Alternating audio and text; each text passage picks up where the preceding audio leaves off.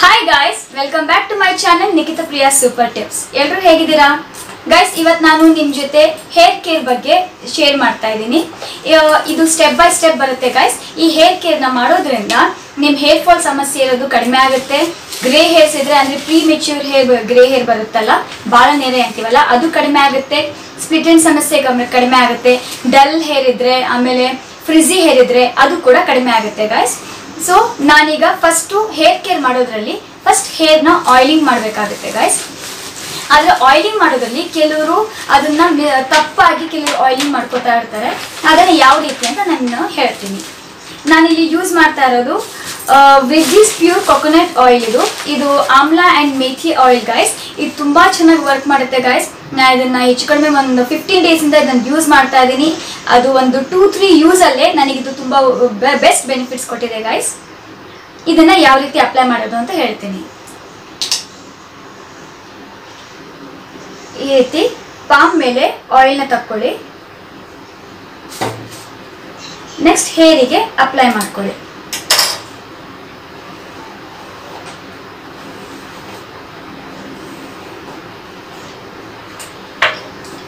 ಇದು ಹೇರ್ ಸ್ಕ್ಯಾಲ್ಪಲ್ಲಿ ಹೋಗಬೇಕು ಗೈಸ್. ಈ ರೀತಿ ಸ್ಕ್ಯಾಲ್ಪಲ್ಲಿ ಒಂದೊಂದೇ ಲೇಯರ್ ಮಾಡಿಕೊಂಡು ಹೇರ್ಸ್ನ ನಿಮ್ಮ ಹತ್ರ ಪಾಯಿಂಟೆಡ್ ಕೂಂಬ್ ಇದ್ರೆ ಪಾಯಿಂಟೆಡ್ ಕೂಂಬ್ ಹೆಲ್ಪಿಂದಾದರೂ ಮಾಡಿ. ನಿಮ್ಮ ಹತ್ರ ಕಾಟನ್ ಇದ್ರೆ ಕಾಟನ್ ಕೂಡ ಯೂಸ್ ಮಾಡಿ, ಅಥವಾ ಈ ಆಯಿಲ್ನ ಒಂದು ಬೌಲಲ್ಲಿ ತಕ್ಕೊಂಡು ಅಪ್ಲೈ ಮಾಡಿ ಗೈಸ್. ಈ ಪ್ರಾಡಕ್ಟ್ನ ನಮ್ಮ ಮನೇಲಿ ಎಲ್ಲರೂ ಯೂಸ್ ಮಾಡ್ತಾ ಇದ್ದೀವಿ ಗೈಸ್. ಇದು ಹೊಸ ಪ್ರಾಡಕ್ಟ್, ಒಂದ್ಸಲ ಟ್ರೈ ಮಾಡಿ ನೋಡೋಣ ಅಂತ ಯೂಸ್ ಮಾಡಿದ್ದು. ತುಂಬ ಬೆಸ್ಟ್ ರಿಸಲ್ಟ್ಸ್ ಬಂದಿದೆ ಗೈಸ್. ಇದು ನಮ್ಮ ಅಕ್ಕ, ನಮ್ಮ ಮಮ್ಮಿ, ನನ್ನ ತಂಗಿ, ನಾನು, ನಮ್ಮ ಅತ್ತಿಗೆಯರು ಎಲ್ಲರೂ ಯೂಸ್ ಮಾಡ್ತಾ ಇದ್ದಾರೆ. ತುಂಬ ಒಳ್ಳೆ ಪ್ರಾಡಕ್ಟ್ ಗೈಸ್. ಇದು ಹ್ಯಾಂಡ್ ಮೇಡ್ ಪ್ರಾಡಕ್ಟ್. ಇದು organic and pure Ayurvedic product. ಇದು ಕೋಲ್ಡ್ ಪ್ರೆಸ್ ಪ್ರಾಡಕ್ಟ್, ಜೊತೆಗೆ ಇದು ಹೀಟ್ ಆ್ಯಂಡ್ ಕೆಮಿಕಲ್ಸ್ ಪ್ರಿಸರ್ವೇಟಿವ್ಸ್ ಏನು ಯೂಸ್ ಮಾಡಿದೆ. ಸ್ಕ್ಯಾಲ್ಪ್ಗೂ ಹಚ್ಕೊಳ್ಳಿ ಗೈಸ್. ಆಮೇಲೆ ಹೇರ್ ಲೆಂತ್ ಕೂಡ ಹಚ್ಕೊಳ್ಳಿ. ಕೆಲವರು ಹೇರ್ ಲೆಂತಿಗೆ ಹಚ್ಕೊಳ್ಳೋದು ಬಿಟ್ಬಿಡ್ತಾರೆ. ಫುಲ್ ರೂಟ್ಸಿಂದ ಹಿಡಿದು ಹೇರ್ ಲೆಂತ್ವರೆಗೂ ಇದನ್ನು ಅಪ್ಲೈ ಮಾಡಬೇಕಾಗುತ್ತೆ.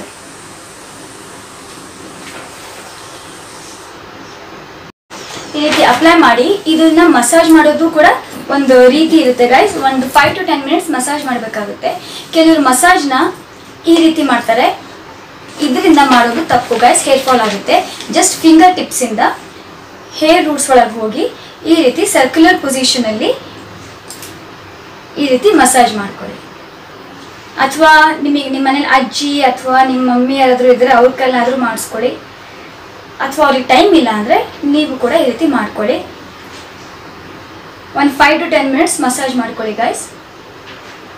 ಇದು ಹೇರ್ ಲೆಂತಿಗೆಲ್ಲ ಹಚ್ಕೋಬೇಕಾಗುತ್ತೆ. ಹೇರ್ ಲೆಂತಿಗೆಲ್ಲ ಹಚ್ಕೊಳ್ಳೋದ್ರಿಂದ ರೂಟ್ಸಿಗೂ ಇದ್ರ ಬೆನಿಫಿಟ್ ಸಿಗುತ್ತೆ. ಜೊತೆಗೆ ಸ್ಪ್ಲಿಟ್ ಎಂಡ್ಸ್ ಪ್ರಾಬ್ಲಮ್ ಇದ್ದರೆ ಇದ್ರ ಎಂಡಿಂಗ್ ಕೂಡ ಹಚ್ಚಿ ಸ್ಪ್ಲಿಟ್ ಎಂಡ್ಸ್ ಪ್ರಾಬ್ಲಮ್ ಕೂಡ ಹೊರಟೋಗುತ್ತೆ.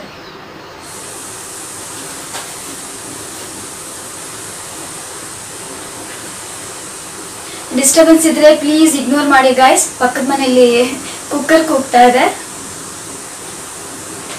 ಇವತ್ತು ಯಾಕೋ ವಿಡಿಯೋ ಶೂಟ್ ಮಾಡುವಾಗ ಜಾಸ್ತಿ ಡಿಸ್ಟರ್ಬೆನ್ಸ್ ಆಗ್ತಾನೆ ಇದೆ. ಸೊ ಪ್ಲೀಸ್ ಇಗ್ನೋರ್ ಮಾಡಿ.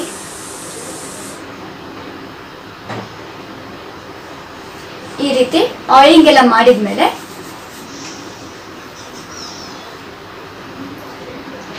ನಮ್ಮ ನೆಕ್ಸ್ಟ್ ಸ್ಟೆಪ್ ಹಾಟ್ ಟವಲ್ ಇಂದ ನಾವು ಇದಕ್ಕೆ ಸ್ಟೀಮ್ ಕೊಡಬೇಕಾಗುತ್ತೆ. ಅಂದರೆ ಟವಲ್ ತಗೊಂಡು ಬಿಸಿನೀರಲ್ಲಿ ಅದನ್ನು ಅದ್ಬಿಟ್ಟು ನಮ್ಮ ಹೆಡ್ ಮೇಲೆ ಅದನ್ನು ರೋಲ್ ಮಾಡಿ ಅದಕ್ಕೆ ಸ್ಟೀಮ್ ಕೊಡಬೇಕಾಗುತ್ತೆ. ಇದನ್ನು ಒಂದು 3-4 ಟೈಮ್ಸ್ ನಾವು ರಿಪೀಟ್ ಮಾಡಬೇಕು.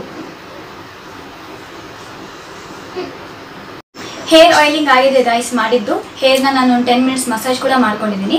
ಈಗ ನಾನು ಬಿಸಿ ನೀರಲ್ಲಿ ಟವಲ್ನ ಹತ್ಕೊಂಡು ಇವಾಗ ಸ್ಟೀಮ್ ತಗೋತಾ ಇದ್ದೀನಿ.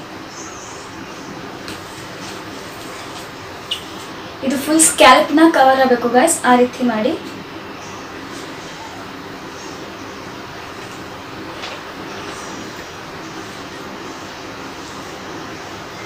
ಇದು ಒಂದು 5 ಮಿನಿಟ್ಸ್ ಬಿಟ್ಬಿಡಿ.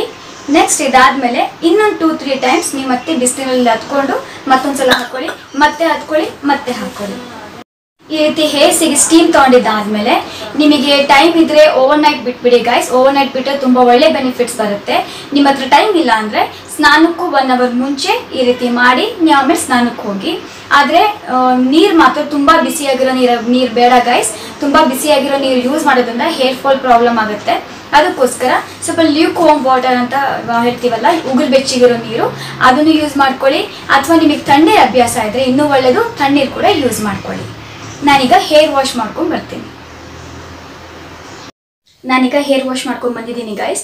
ಹೇರ್ ವಾಶಿಗೆ ನಾನು ಯೂಸ್ ಮಾಡಿರೋದು ಒಂದು ಡವ್ ಹೇರ್ ರೆಸ್ಕ್ಯೂ ಶಾಂಪೂ. ಇದು ಹೇರ್ ಫಾಲ್ ಕಂಟ್ರೋಲ್ ಮಾಡುತ್ತೆ. ನೆಕ್ಸ್ಟ್ ನಾನು ಕಂಡೀಷನ್ಗೆ ಯೂಸ್ ಮಾಡಿರೋದು ಲಾರಿಯಲ್ ಫಾಲ್ ರೆಸಿಸ್ಟ್ ಆ್ಯಂಟಿ ಫಾಲ್ ರೆಸಿಸ್ಟ್ ಕಂಡೀಷ್ನರ್. ಇದು ಕೂಡ ಹೇರ್ ಫಾಲಿಗೆ ತುಂಬ ಚೆನ್ನಾಗಿ ವರ್ಕ್ ಮಾಡುತ್ತೆ. ನಿಮಗೆ ಯಾವುದು ಆ್ಯಂಟಿ ಹೇರ್ ಫಾಲ್ ಕಂಡೀಷ್ನರ್ ಸಿಕ್ಕರೆ ಅದನ್ನು ತಗೊಳ್ಳಿ.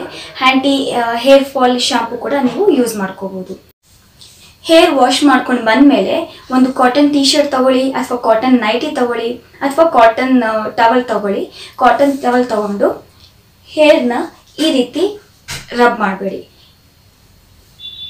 ಈ ಥರ ಪ್ರೆಸ್ ಮಾಡಿ, ಫುಲ್ ಎಂಡ್ವರೆಗೂ ಈ ಥರ ಪ್ರೆಸ್ ಮಾಡಿ. ನೀವು ರಬ್ ಮಾಡಿದಾಗ ಏನಾಗುತ್ತೆ, ಹೇರ್ ಫಾಲ್ ಆಗೋದು ಜಾಸ್ತಿ ಆಗುತ್ತೆ. ಅದಕ್ಕೋಸ್ಕರ ಈ ರೀತಿ ಪ್ರೆಸ್ ಮಾಡಿ ಎಂಡ್ವರೆಗೂ. ಈ ಥರ ಪ್ರೆಸ್ ಮಾಡ್ಕೊಂಡು ಹೋಗಿ. ಪ್ರೆಸ್ ಮಾಡುವಾಗ ಹೇರ್ನ ಪುಲ್ ಮಾಡಬೇಡಿ ಗೈಸ್.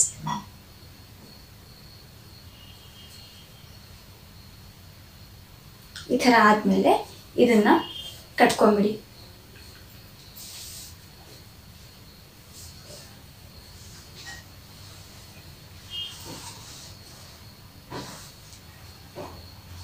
ಈ ಥರನಾದರೂ ಮಾಡಿರಿ, ಅಥವಾ ಕೆಲವರು ಫ್ರಂಟ್ ಈ ರೀತಿ ತಗೋತಾರೆ, ಆ ಥರನಾದರೂ ಮಾಡಿ.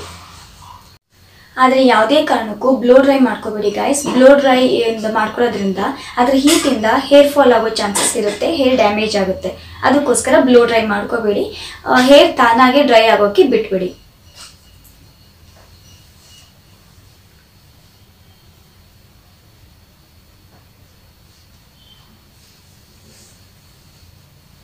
ಆಮೇಲೆ ಹೇರ್ ಹಸಿ ಇದ್ದಾಗ, ವೆಟ್ ಇದ್ದಾಗ ಕೂಮ್ ಮಾಡ್ಕೊಳಕ್ಕೆ ಹೋಗಬೇಡಿ. ಯಾಕಂದರೆ ನಾವು ಹೇರ್ ವಾಶ್ ಮಾಡಿದಾಗ ರೂಟ್ಸ್ ಎಲ್ಲ ತುಂಬ ವೀಕ್ ಆಗಿರುತ್ತೆ. ನಾವು ಹೇರ್ ಕೂಮ್ ಮಾಡ್ಕೊಳಕ್ಕೆ ಹೋದಾಗ ರೂಟ್ಸ್ ಎಲ್ಲ ವೀಕ್ ಆಗಿರೋದ್ರಿಂದ ಅದು ಹೇರ್ ಫಾಲ್ ಆಗೋ ಚಾನ್ಸಸ್ ಜಾಸ್ತಿ ಇರುತ್ತೆ.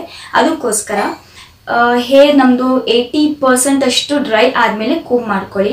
ತುಂಬ ಡ್ರೈ ಆದಾಗಲೂ ಕೂಡ ನೀವು ಕೂದಲನ್ನು ಬಾಚ್ಕೊಳಕ್ಕೆ ಹೋಗಬೇಡಿ, ಅದರಿಂದ ಹೇರ್ ಫಾಲ್ ಜಾಸ್ತಿ ಆಗುತ್ತೆ. ತುಂಬ ವೆಟ್ಟಿದ್ದಾಗಲೂ ಕೂಡ ನೀವು ಹೇರ್ನ ಬಾಚ್ಕೊಳಕ್ಕೆ ಹೋಗಬೇಡಿ. ಅದು 80 to 85% ಅಷ್ಟು ಡ್ರೈ ಆದಮೇಲೆ ನೀವು ಕೂದಲನ್ನು ಬಾಚ್ಕೊಳ್ಳಿ. ಆಮೇಲೆ ಕಂಡೀಷನ್ನ ಗೈಸ್, ಯಾವಾಗಲೇ ಆಗಲಿ ಕಂಡೀಷ್ನರ್ ನೆತ್ತಿಗೆ ಮಾತ್ರ ಹಚ್ಕೊಳಕ್ಕೆ ಹೋಗಬೇಡಿ. ಸ್ಕ್ಯಾಲ್ಪಿಗೆ ಹೇರ್ ಫಾಲ್ ಆಗುತ್ತೆ. ಯಾವಾಗಲೂ ಹೇರ್ ಲೆಂತಿಗೆ ಮಾತ್ರ ಹಚ್ಚಬೇಕು. ಹೇರ್ ಲೆಂತಿಗೆ ಹಚ್ಚಿಬಿಟ್ಟು ಅದು ನಿಮ್ಮ ಹತ್ರ ಟೈಮ್ ಇದ್ದರೆ 10 to 15 minutes ಬಿಟ್ಬಿಡಿ. ಟೈಮ್ ಇಲ್ಲ ಅಂದರೆ ಒಂದು 2 to 5 minutes ಬಿಟ್ಬಿಟ್ಟು ಹೇರ್ ವಾಶ್ ಮಾಡ್ಕೊಳ್ಳಿ. ನಿಮ್ಮ ಕೂದಲು ಸೆಮಿ ಡ್ರೈ ಆದಮೇಲೆ ಸೇರಮ್ನ ಹಚ್ಚಬೇಕಾಗುತ್ತೆ. ಹೇರ್ ಸೆರಮ್ ಹಚ್ಕೊಳ್ಳೋ ಉದ್ದೇಶ ಏನು ಅಂದರೆ ಕೂದಲಲ್ಲಿ ಏನೇ ಗಂಟಿದ್ರು ಅದು ಈಸಿಯಾಗಿ ಬಿಡಿಸ್ಕೋಬೋದು ಬಾಚ್ಕೊಳ್ಳೋವಾಗ. ಆಮೇಲೆ ಕೂದಲು ಮ್ಯಾನೇಜಬಲ್ ಆಗುತ್ತೆ, ಸಿಲ್ಕಿಯಾಗಿ ಶೈನಿಂಗು ಬರುತ್ತೆ, ಸ್ಮೂತಾಗೂ ಆಗುತ್ತೆ. ನಾನಿಲ್ಲಿ ಲಿವಾನ್ ಹೇರ್ ಸೆರಮ್ನ ಯೂಸ್ ಮಾಡ್ತಾ ಇದ್ದೀನಿ.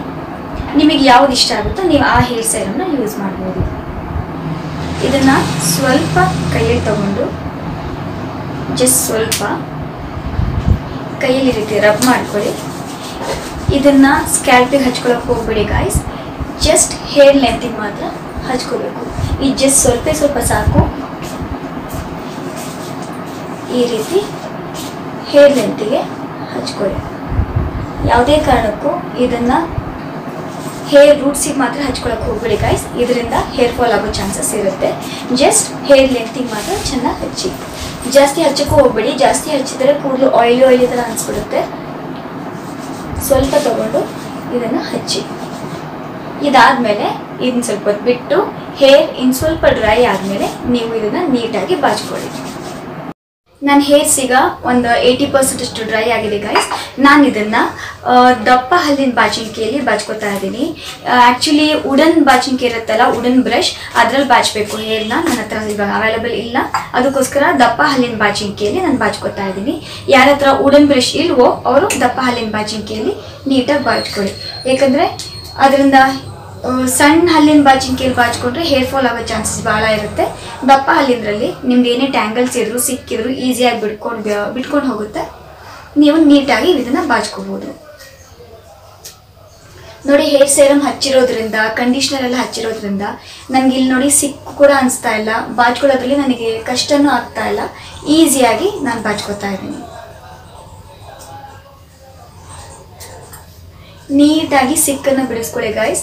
ಒಂದಿಷ್ಟಿಷ್ಟೇ ಹೇರ್ಸ್ ತಗೊಂಡು ಸಿಕ್ಕನ್ನ ಬಿಡಿಸ್ಕೊಳ್ಳಿ. ನೀವು ತುಂಬ ರಫ್ ಆಗಿ ಎಳೆದ್ರೆ ಕೂದಲು ಹರಿಯೋ ಚಾನ್ಸಸ್ ಇರುತ್ತೆ. ಕೂದಲು ರೂಟ್ಸಿಂದ ಕಟ್ ಆಗುತ್ತೆ. ಕೆಲವು ಸಲ ಇಲ್ಲೇ ಲೆಂತಲ್ಲೇ ನಿಮಗೆ ಬ್ರೇಕೇಜ್ ಆಗೋಗುತ್ತೆ ಹೇರ್ಸ್. ಈ ರೀತಿ ನೀಟಾಗಿ ಬಾಚ್ಕೊಳ್ಳಿ.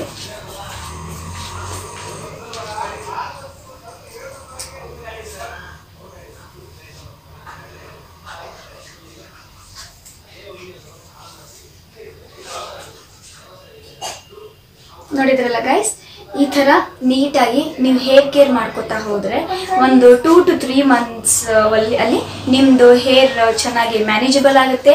ನಿಮ್ಮ ಹೇರ್ ಡ್ಯಾಮೇಜ್ ಆಗಿದ್ರು ಕೂಡ ಅದು ಸರಿ ಹೋಗುತ್ತೆ. ನಾನಿಲ್ಲಿ ಹೇರ್ನ ನೀಟಾಗಿ ಬಾಚ್ಕೊಂಡಿದ್ದೀನಿ ಗೈಸ್. ನೋಡಿ, ಟ್ಯಾಂಗಲ್ಸ್ ಇಲ್ಲ, ಹೇರ್ ಮ್ಯಾನೇಜಬಲ್ ಆಗಿದೆ. ನೀಟಾಗಿ ನಾನು ಇದನ್ನು ಬಾಚ್ಕೊಂಡಿದ್ದೀನಿ. ನೆಕ್ಸ್ಟ್ ನೀವು ಯಾವ ಥರ ಬೇಕೋ ನಿಮಗೆ ಹೇರ್ ಸ್ಟೈಲ್ನ ನೀವು ಮಾಡ್ಕೋಬೋದು. ಹೇರ್ ಕೇರ್ ಮಾಡೋದು ಹೇಗೆ ಅಂತ ನೋಡಿದ್ರಲ್ಲ ಗೈಸ್. ಸೊ ನೀವು ಇದೇ ರೀತಿ ನೀವು ಮೇಂಟೈನ್ ಮಾಡಿಕೊಂಡು ನಿಮ್ಮ ಹೇರ್ ಕೇರ್ನ ಮಾಡ್ಕೋತೀರಾ ಅಂತ ಅಂದ್ಕೊಂಡಿದ್ದೀನಿ. ಇವತ್ತಿಗೆ ಇಷ್ಟೇ. ಮತ್ತು ನೆಕ್ಸ್ಟ್ ವಿಡಿಯೋದಲ್ಲಿ ಸಿಗ್ತೀನಿ. ಅಲ್ಲಿವರೆಗೂ ಬಾಯ್.